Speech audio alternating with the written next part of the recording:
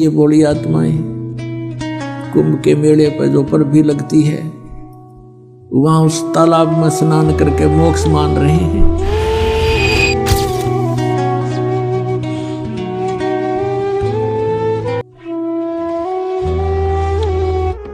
आज के इस वीडियो में बात करने वाले हैं कि कुंभ का मेला आस्था का केंद्र है या फिर मोक्ष का साधन। जानते हैं आज की इस वीडियो में।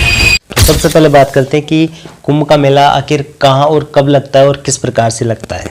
साल 2025 में कुंभ का मेला उत्तर प्रदेश के प्रयागराज में लगने वाला है, जो कि 13 जनवरी से शुरू होकर 26 फरवरी साल 2025 तक चलेगा। मेला 45 दिनों तक चलेगा। ऐसा माना जाता है कि देवताओं और असुरों के बीच अमृत पाने के लिए 12 दिनों तक युद्ध चला था, लेकिन देवताओं के 12 दिन 12 वर्ष के बराबर होते हैं। इसी प्रकार कुंभ का मेला 12 वर्ष में एक बार लगता है। ज्योतिष दृष्टिकोण से भी देखा जाता है कि बृहस्पति ग्रह हर 12 साल में 12 राशियों का चक्र पूरा करता है, इसलिए भी कुंभ का मेला एक 12 वर्ष के बाद ही लगता है। बृहस्पति जब किसी खास राशि में होता है तब कुंभ का आयोजन किया जाता है। एक धार्मिक मान्यता ये भी है कि कुंभ के मेले में स्नान करने से मोक्ष की प्राप्ति होती है। ऐसा माना जाता है कि कुंभ के मेले में पवित्र नदियों में स्नान करने से सभी पाप धुल जाते हैं।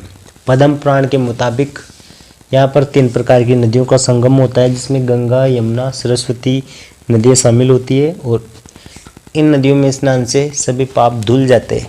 इसलिए यहाँ पर लाखों की संख्या में नहीं बल्कि करोड़ों की संख्या में साधु संत महात्मा स्नान करने के लिए आते हैं, मोक्ष प्राप्त करने के लिए आते हैं। इस पूरी अवधारणा को एक संत किस प्रकार से गलत सिद्ध कर रहा है, आइए समझते हैं इस वीडियो में। अब उनके रेफरेंस पर प्रकाश डालते हैं। उनके द्वारा दी गई रेफरेंस में बताता है कि गीता अध्याय 16 श्लोक 23 और 24 का रेफरेंस है।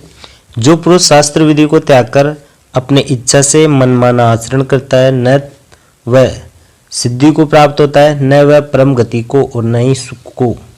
ये गीता अध्याय 16 श्लोक 23 है, जिसमें यह बताया जा रहा है कि कोई भी व्यक्ति शास्त्र विधि को त्याग कर अपनी इच्छा से किसी भी प्रकार की कोई साधना करता है तो उसको न तो सिद्धि न किसी भी प्रकार का कोई मोक्ष प्राप्त होता है और न ही किसी प्रकार का कोई सुख। और श्लोक 24 में कुछ इस प्रकार का है कि इससे तेरे लिए इस कर्तव्य और अकर्तव्य की व्यवस्था में शास्त्र ही प्रमाण है।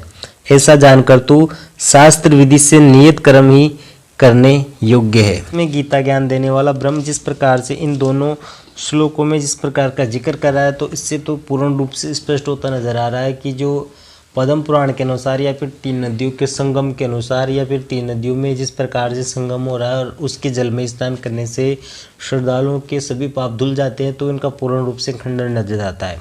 तो इस वीडियो में तो ये सिद्ध होता नजर आ रहा है कि कुंभ आस्था का केंद्र है, न कि मोक्ष का साधन। आप भी अपनी राय कमेंट बॉक्स में बता सकते हैं कि कुंभ आस्था का केंद्र है या फिर मोक्ष का साधन। ये बोली आत्माएं कुंभ के मेले पर जो पर भी लगती है, वहां उस तालाब में स्नान करके मोक्ष मान रहे हैं। और हमारा ज्ञान किन्हें ना सुनिया, हमारा ज्ञान कोई सुनकर राजी नहीं, जिससे मोक्ष भी होगा और कहीं भटकना भी नहीं पड़ेगा।